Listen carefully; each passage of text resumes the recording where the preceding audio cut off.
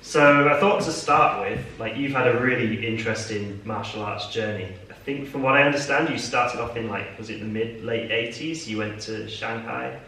I started off doing things like, Wing Chun with a local school, and it was great.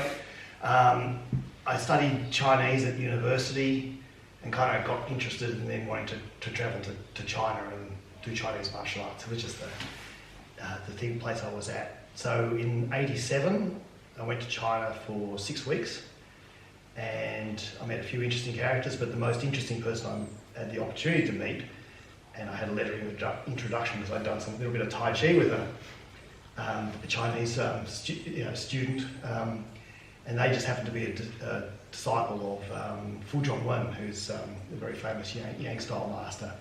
So I had the opportunity in Shanghai just to spend a couple of weeks in the alleyway next to his house, just practicing Yang Style Taiji.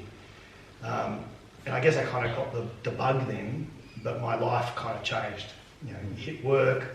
One of the things that happened to me with travelling to China was I realised at that point, basically how much in love I was with the lady who's become my wife, and I didn't want to be apart from her. So that ruined my 6 to 8 months in China studying with the masters. But it's all part of life.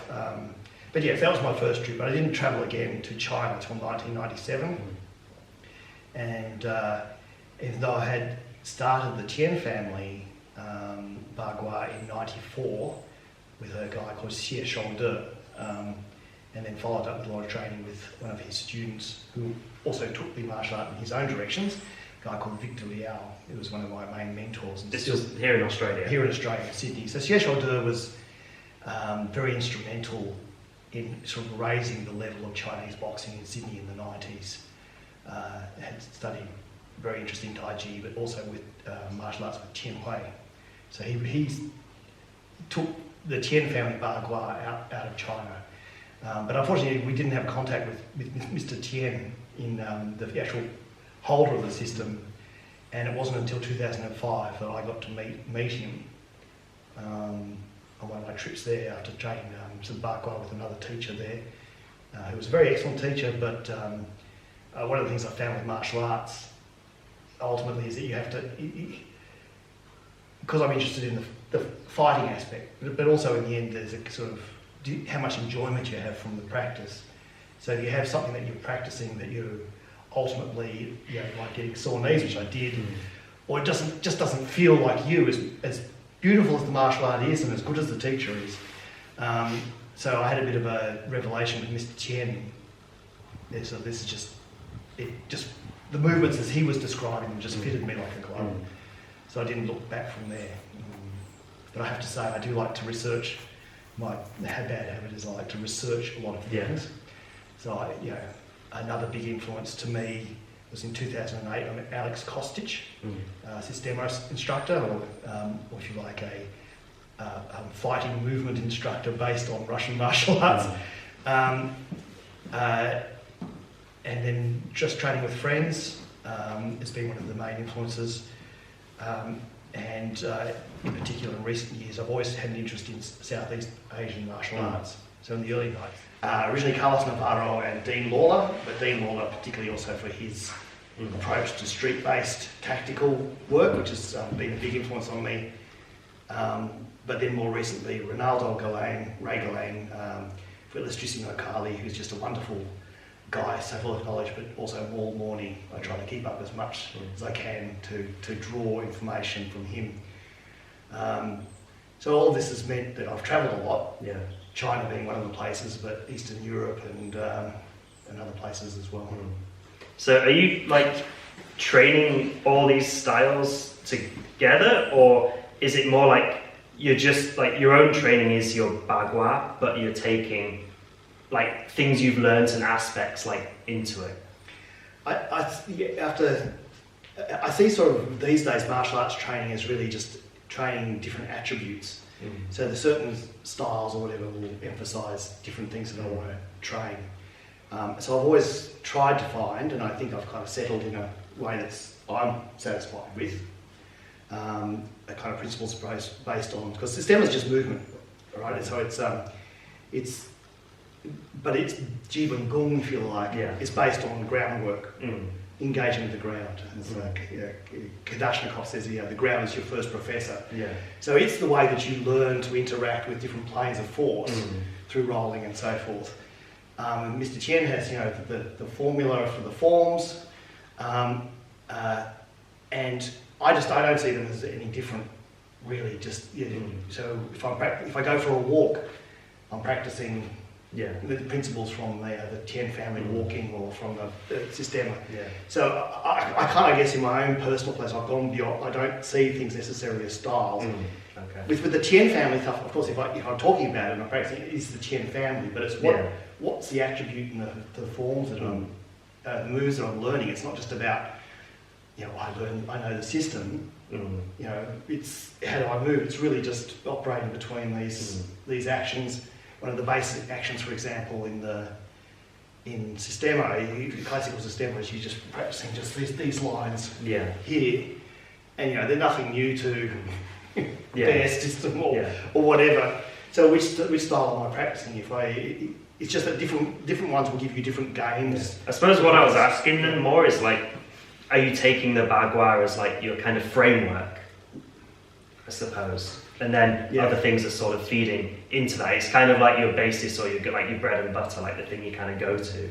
Probably realistically it is, but I try not to think of it that way. Okay. I try not to say I'm X brand name, I'm X franchise, whatever. I have a relationship with Mr. Tian. I practice his system. It's fantastic. I enjoy it. I drive a lot of joy, and but I don't see myself as necessarily a Ba Gua guy. It's just, I think that's probably just because that's how I came to know about you, is because of the Ba Gua, so that's probably... Yeah, no, but it's, I think because I've been practicing for 40 years, different things now, I've met so many decent people, and then in the end, and people who have given me some wonderful insights. I find it very difficult just to think about, I'm a Ba Gua guy, kind of like, it means I've got a special t-shirt or something I wear, or a tattoo or whatever.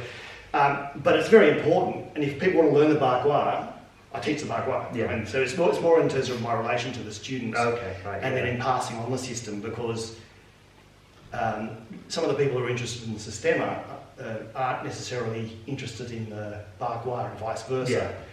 But for me, when I'm teaching the form, obviously the Systema doesn't have the Ba Gua form. Yeah, but you're drawing on... It's the principles of movement. And I think one of the best things for me was that, was particularly the training with Dean Lawler back in the 90s, was I had come from a sort of like insular Taiji, sort of Taiji Chuan sort of world with, we had our own things, and saying, we had this energy and that energy, and it's all...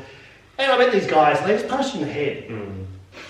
And they just like, it's like, and I just...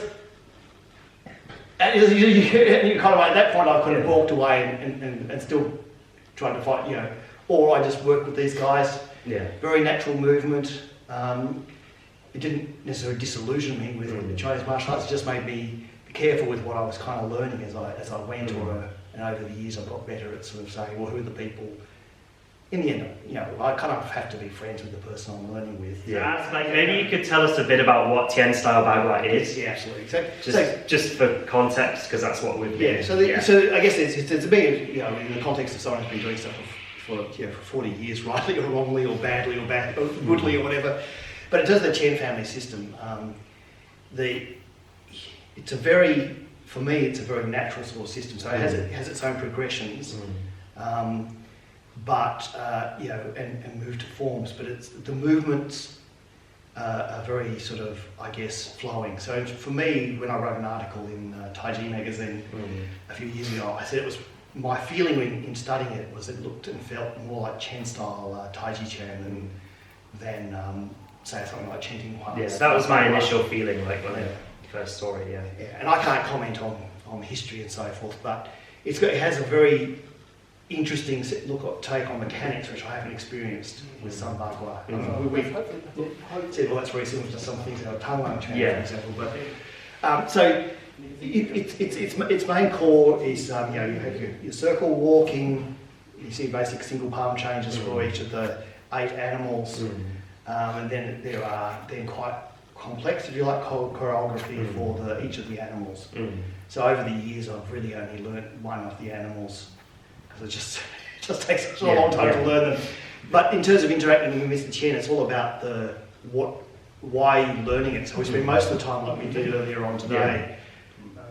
He'll show a movement, and then we'll spend 3/4 of an hour showing me how it gets used. And so you never, if the purpose was just to learn the forms, he's not very good at that. He's very good at imparting some of the knowledge. So natural movement, the aim is to get a thing called wuxing fa li. So they're just you should be able to express force in any direction. You want to be able to take the opponent's balance and exploit that. What does he quoted me, what does your opponent tell you that they want you to do to them? Sort of like you go work off what you're given rather than what you want to put over on the situation. So it's Mr. Tian Ba Gua is I just find, even though it has these progressive steps which are all about teaching mechanics, typing, timing and distance, your circle walking, your elements there and these forms. Ultimately, it comes down to just these very simple circles and the principles of Ning Suan, Ning Suan, Zuo Ding. The four keywords that you'd explained at the beginning. So once you have that, so that's why, for example, I connect it through to other things, because in the end, it's just about the way that you move, and then it's what's the tactical context.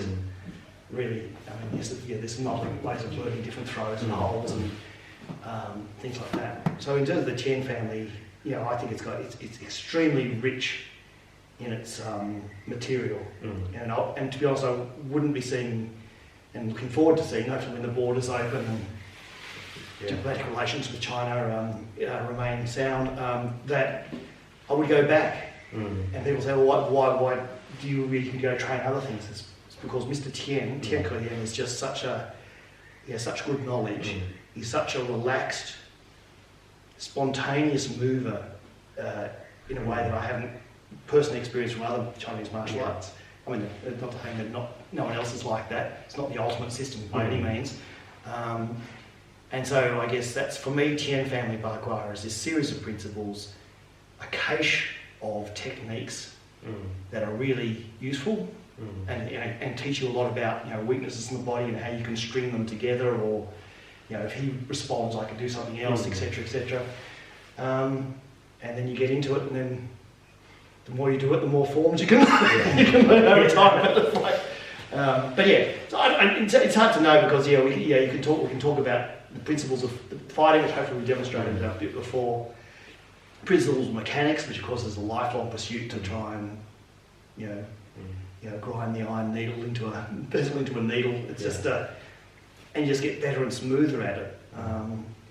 But the main thing is that for me is you don't feel like you are putting something over you to try and conform to. It comes out from you. So you think it is quite complementary to your Systema training in that way? Because it definitely seems like when you're showing stuff, you're drawing from that as well. Even though you're showing us Ba Gua, you're drawing a lot on a lot of those. Yes.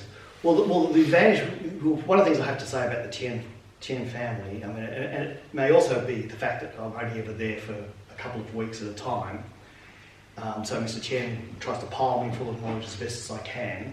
If I lived in Beijing, maybe it's a slightly different story, is that there's not so much a methodology in the fighting. It tends to be, we're doing something and then we'll just we'll riff off what we're given.